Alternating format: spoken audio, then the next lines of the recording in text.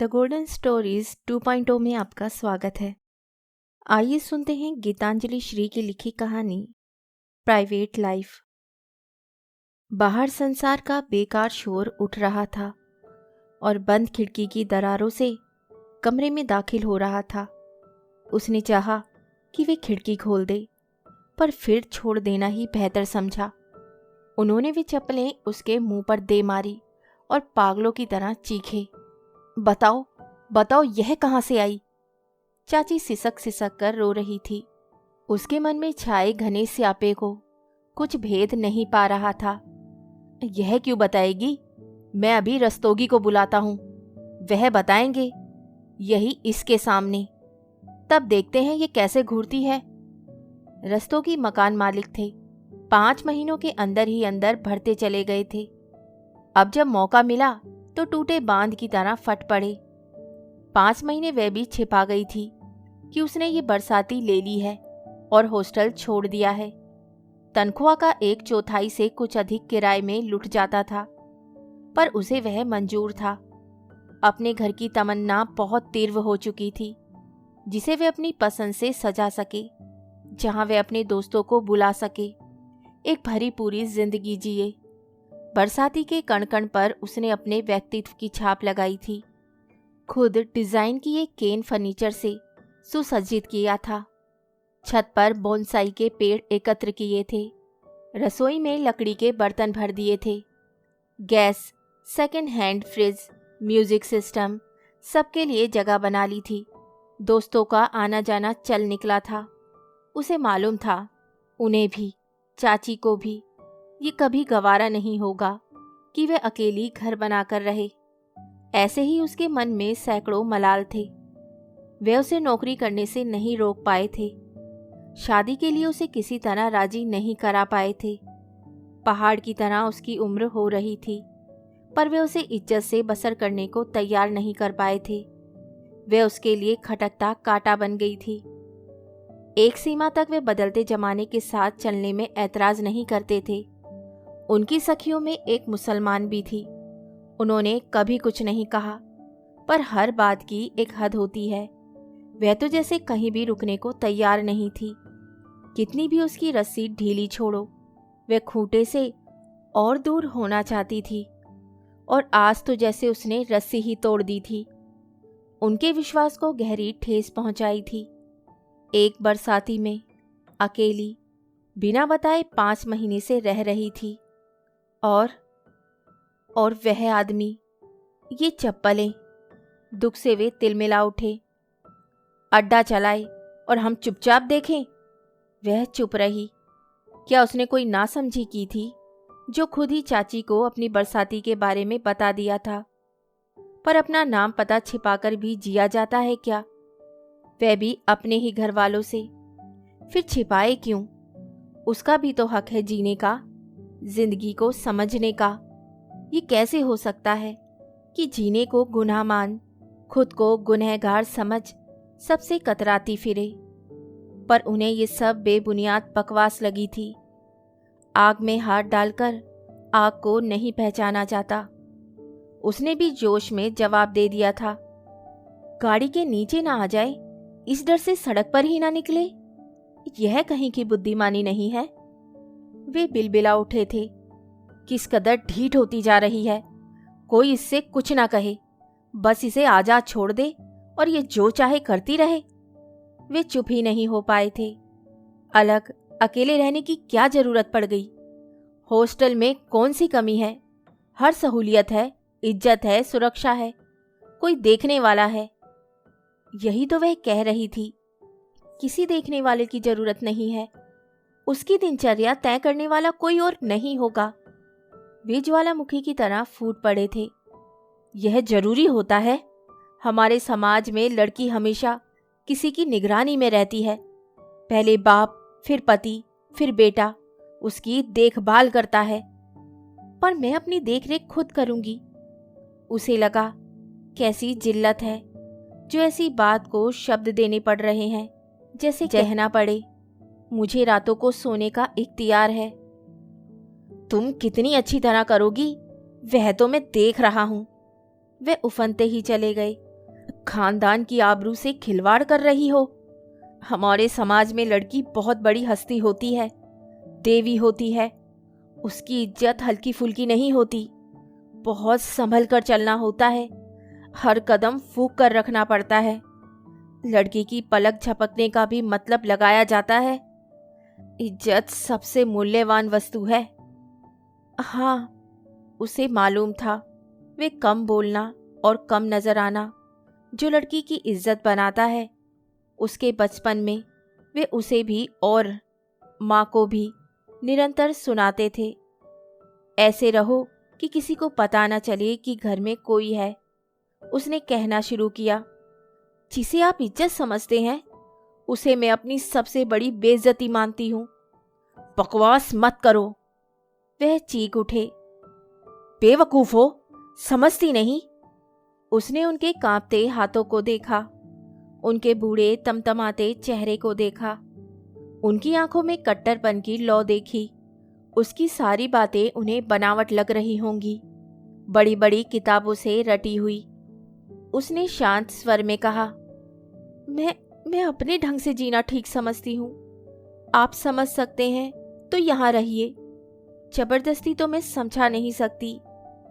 मैंने तो यही चाहा था कि आप भी मेरे जीवन में शरीक हों, पर मेरी बेइज्जती करने के लिए नहीं, मेरे व्यक्तित्व की, मेरी प्राइवेट लाइफ की आपको कदर करनी ही पड़ेगी। आपको अच्छा नहीं लगता तो चले जाइए। उनके बदन में सनसनी फैल गई। यह मजाल! उन्होंने लपक कर उनकी बाह जकड़ ली। उसने झटके से अपना हाथ छुड़ा लिया। डुप्लीकेट चाबी उठाकर वे दरवाजे की तरफ मुड़ गई। जाते जाते बोली, देखिए, है तो ये मेरा ही घर। आप अच्छे से रह सकते हैं तो ठीक है, तोड़ फोड़ मचाना है तो चले जाइए। वह खुद पर जब्त ना कर पाई। यू कैन गेट आउट कहकर वह चली गई। वे पागल हाथी की तरह चक्कर काटने लगे। यह कैसे हो सकता है? अपना खून है, उसे हर हाल में बचाना होगा। आखिरी दम तक उसके पीछे जाना होगा। उसका दिमाग फिर गया है। अपने को, सबको बर्बाद करके रख देगी। ऐसे ही क्षण की रस्तोगी को तलाश थी। साहब, हमारे संग चाय पीजिए। रस्तोगी बैंक में काम करते थे। उनकी एक पत्नी और 4 लड़कियां थीं। जैसे तैसे उन्होंने यह घर बना लिया था और ऊपर के 2 कमरे किराए पर उठा दिए थे। सिगरेट शराब का बंदोबस्त इस तरह हो गया था। बीवी बेटियों की खातिर उन्होंने यह किया जो बिरले करते हैं। अकेली औरत को बरसाती दे दी। उन्हें लगा था वे दिन भर बैंक में रहते हैं, घर पर सब अकेले होते हैं। किराएदार कोई शांत महिला होगी तो अच्छा ही रहेगा। यह लड़की पास ही एम्बेसी में ट्रांसलेटर थी। पढ़ी लिखी थी और भले खानदान की दिखती थी। ठीक ही रहेगी। पर अब उन्हें अपनी भूल का एहसास हो रहा था। उनकी भी मोहल्ले में कोई इज्जत है। सच तो यह है कि इस उम्र पर भले या बुरे घर की लड़की, अकेली लड़की हो तो हर समझदार इंसान के मन में प्रश्न उठना चाहिए। रस्तोगी मन ही मन कुड़ने लगे। किस तरह कुछ करे, सूझ ही नहीं रहा था। यह लड़की है या कुछ और। छत पर बैठकर आदमियों के संग सिगरेट पीती है, खुलेआम। नए वर्ष पर रस्तोगी को शराब की दुकान पर मिल गई थी। बियर खरीद रही थी और वे काले चश्मे वाला फिरंगी आए दिन उसके घर में घुसा रहता है। 2 रात वहां ठहरा भी था। शायद हवाई अड्डे से सीधा आ गया था। उसके सूटकेस पर आलितालिया एयरवेज की चिप्पी लगी थी। देखिए साहब, आप हमारे बुजुर्ग हैं, आपका सम्मान करता हूँ, पर बुरा न मानिए, लड़कियों का इतना आधुनिक होना ठीक नहीं। 10 तरह की बातें होती हैं। हाँ, बिल्कुल ठीक कह रहे हैं आप। आपकी भी लड़कियां हैं? हाँ साहब, इसीलिए बोल रहा हूँ, बुरा ना मानिएगा। आप बड़े आदमी हैं, यहाँ इस घर में बैठकर सिगरेट पिएं। सिगरेट, बियर, फिरंगी। उनके सिर पर जुनून सवार हो गया। आप निश्चिंत रहिए, कुछ महीनों की थी, तब से मेरे साथ है। मेरा खून है, मैं देख लूंगा, इन्हीं हाथों से 4 टुकड़े कर दूंगा। हमारे यहाँ लड़कियां किसी के सामने नहीं आती हैं। उन्होंने उससे चिंघाड़ कर कहा था, किसी को अपना स्पर्श नहीं करने देती, बाप तक को नहीं। सच कह रहे थे। जब उसने सड़क पार करते वक्त बचपन में उनका हाथ थाम लिया था, तब उन्होंने कहा था कि लड़कियों को अपनी माँ का हाथ पकड़ना चाहिए। उसके मन में यादों का अंबार फूटा। वह छोटी लड़की जिसको देखकर उन्होंने गंभीर आवाज में कहा था, अब तुम बड़ी हो रही हो, वह बेइज्जत हो गई थी। वे उस पर आरोप लगा रहे थे। उसे अपने बदन पर शर्म आ गई। तब वे फ्रॉक पहनती थी। उन्होंने एक दिन चाची को डांट दिया और उसे फ्रॉक के नीचे पैंट पहनवा दी, पूरी टांगों को ढकती हुई। शायद उसके व्यक्तित्व ने बढ़ना बंद कर दिया। जिस दिन उसका बदन बढ़ने लगा, हमारे यहाँ नारी का बहुत ऊंचा आदर्श है। उसे अपने आप को सबसे दूर रखना है, बदन को चादर में लपेट के रखना है।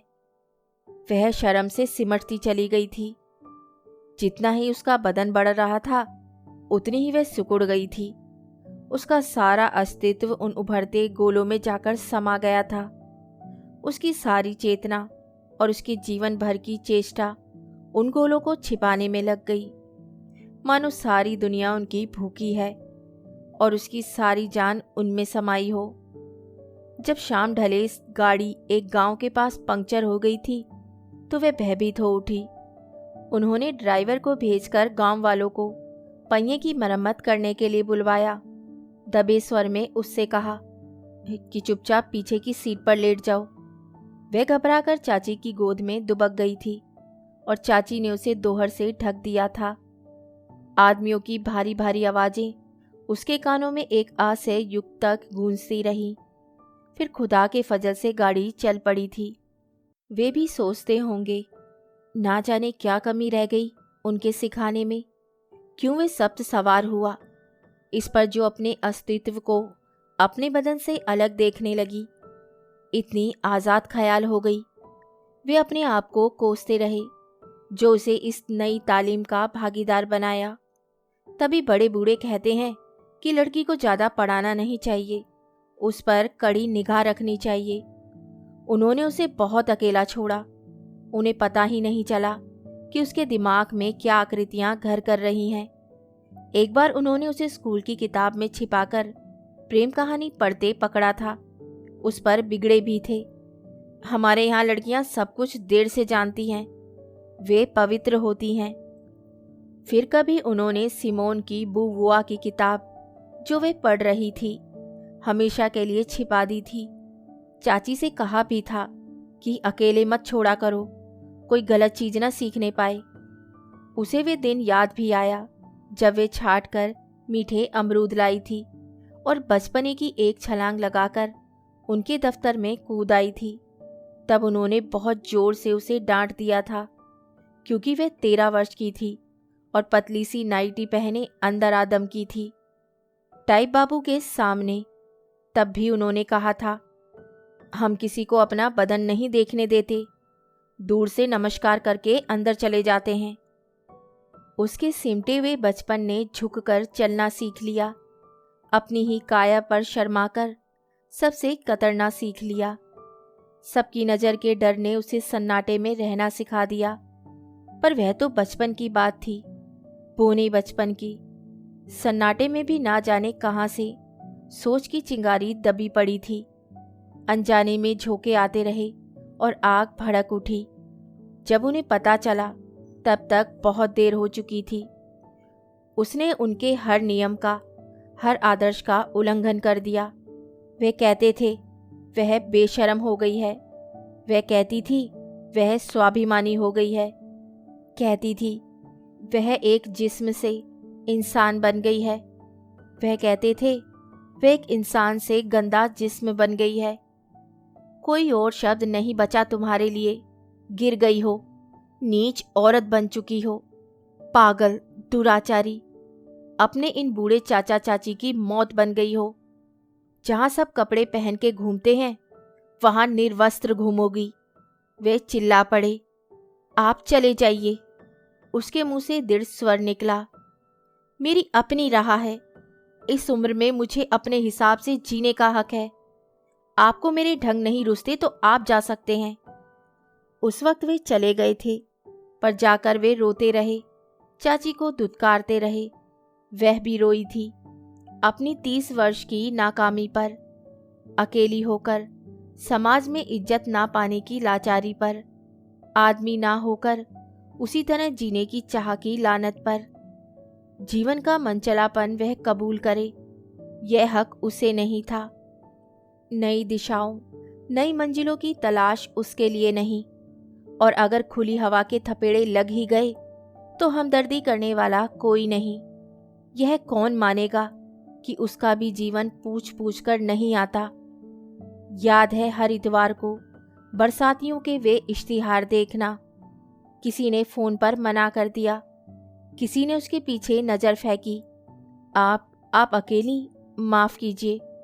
और किसी ने कानून गिनाने शुरू कर दिए। रात को कोई आदमी मेहमान ना हो, शोर ना हो, मिलने वालों की लिस्ट बना दीजिए। फिर रस्तोगी ने बिना कुछ कहे सुने उसे बरसाती दे दी। वैसे उनकी बीवी पूरी कोशिश करती कि कुछ जान जाए। कभी सिगरेट पैकेट देखकर उसकी आंखें फैल जाती, कभी किसी आदमी की झलक पाकर, और तो और जैसे ही वे अपनी डाक देखने सीढ़ी से उतरती, वे भी धम धम अपनी डाक जांचने उतर जाती, मानो दरवाजे की ओट में बस उसी ही की ताक में बैठी रहती हो। चिट्ठियां उठाते हुए पूछती, आपके माँ बाप ने आपकी शादी नहीं की? मैंने नहीं की। उसे थोड़ा गुस्सा आता। सो तो ठीक है, रस्तोगिनी सोचती होगी, एक आध ऐसी ही रह जाती हैं, पर फिर ये रंगरेलियां कैसी, ये सजने धजने की धुन कैसी, ये मिलने मिलाने का शौक कैसा। हाँ, बात साफ है, या तो लकीर पर चलो और ठस्से से चलो। मांग में सिंदूर, माथे पर बिंदिया, हाथ में चूड़ियां, इतराओ अब, या सन्यास ले लो। बस इज्जतदार औरतों के लिए यही 2 रास्ते हैं। इनके अलावा सब रास्ते, तीसरा रास्ता है कुलटाओं का। उनकी भी जिद हो गई कि दबंग बनूंगी, किसी को फुसलाने की कोशिश नहीं करूंगी। अब अज्जू भैया रहने आए और खत की पेटी के पास मकान मालकिन पूछ बैठी, कौन आए हैं? बड़ी तैयारियां हैं। तो उसने मेहमान कहकर मुंह फेर लिया। इन इज्जत के भूखों की कुड़न बढ़ती गई, पर अब खेल का वारा न्यारा उनके बूते का बन चुका था। रात 9 बजे फिरंगी उसे संगीत सम्मेलन में ले जाने आया, तो रस्तोगी जो अपने अतिथि के लिए नहीं खड़े होते थे, सर पर दौड़े गए कि कहीं मेहमान ऊपर तशरीफ ले जाने का इरादा न बदल दे। जीने का दरवाजा खोल आए। ऊपर वे बैठे थे, स्तब्ध। वे उठी, मैं देर से लौटूंगी, और चली गई। उन्हें मानो लकवा मार गया। सुन, कोई पुराना तजुर्बा हो तो सूझती कैसे निपटाएं, पर इस तरह लड़की आंख मिलाकर चल दे उस लफंगे के साथ। नहीं, चुप नहीं बैठ सकते, किसी हालत में नहीं। वे दांत पीसकर गुर्राए थे। बूढ़ा हूं, पर यह ना समझो बेकार हूं। ऐसा सबक सिखाऊंगा कि इस देश में आना भूल जाएगा, एक हड्डी साबुत नहीं बचेगी। वे हाथ मलते रह गए, तब पत्नी के पैरों पर गिरे और उन्हें साथ लेकर फिर आए। अचानक आधी रात को। यह मैं क्या सुन रही हूँ? चाची रोने लगी। उसने समझाने की कोशिश की, चाची, सबका हक है, सबकी प्राइवेट लाइफ है। Private life? उनकी चीख गले में अटकने लगी थी। सुनती हो, अब ये प्राइवेट लाइफ चलाएगी, देख रही हो, धंधा। और सन से वे चप्पलें उसके कान को रेतती हुई दीवार से टकराकर नीचे गिर गई। किसकी हैं ये चप्पलें? पूछो पूछो, बताओ। रस्तोगी जी, 1 मिनट आइए। देखिए, हमारी पत्नी बूढ़ी है, लंगड़ी है, चल नहीं पाती, परेशान होकर आई है। आप बताइए, क्या होता है यहाँ? वे ठगी सी बैठी रही। रस्तोगी ने उसके नाम आए खत सामने रख दिए। इससे पूछो, पूछो इससे। शायद बेजार रातों का जिक्र कर दिया हो या उसकी कमर के तिल को याद किया हो। उसने देखा, वहीं उसके सामने बर्बरता से उसकी अंतड़ियां बाहर खींची जा रही थी। आदमी जानवर होता है, भूखा भेड़िया। वह औरत की इज्जत नहीं करता, उसे खाता है।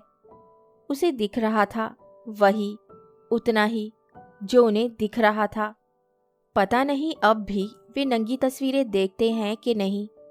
अब उनके तकिए के नीचे अक्सर फिरंगी पत्रिकाएं पड़ी रहती थी, जिनमें जिस्मों की नुमाइश थी, आदमियों के खाने के लिए। पत्रिका का अगला पन्ना खुल गया, जो हमेशा खुला रहेगा, जो निरंतर उन्हें दिख रहा होगा। उस पर वह होगी। उनकी भद्दी निगाह पर उसकी आंखें झुक गई। रस्तोगी उठकर चले गए थे। गंजे सिर और खिचड़ी मूछों वाले सज्जन ने अपनी डगमगाती इज्जत मोहल्ले में संभाल ली थी। चाची तो पैदा ही हुई थी रोते हुए। वे गुस्से और शर्म से कांप रहे थे।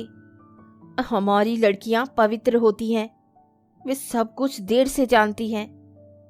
हमसे कहती है निकल जाओ, हम तुम्हें निकाल लेंगे, रस्तोगी तुम्हें धक्के मारेगा। उसे लगा वे 30 साल की बालिग नहीं, एक अधमरी चिड़िया है। प्राइवेट लाइफ, वे दहाड़े। प्राइवेट लाइफ क्या मतलब?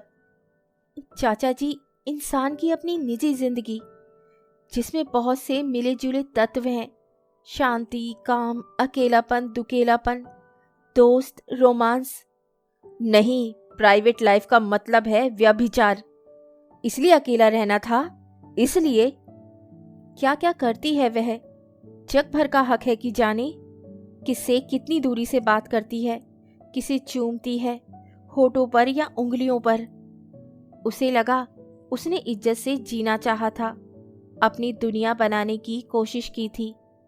उसे लगा अभी इसी वक्त एक बलात्कार हुआ है, उसकी इंसानियत पर, उसकी बालिग अहमियत पर। बचपन में उसका अस्तित्व, उसके जिस्म के एक हिस्से में सारी जान, सारा जुनून लेकर बस गया था। वहीं उसकी इज्जत समा गई थी। उसे लगा उसका अस्तित्व उसके जिस्म से फिसलकर जमीन पर पड़ा तड़प रहा है। कहानी सुनने के लिए धन्यवाद। तो इसी के साथ मैं आपसे विदा लेती हूँ और कल फिर मिलती हूँ एक नई कहानी के साथ। तब तक के लिए अलविदा।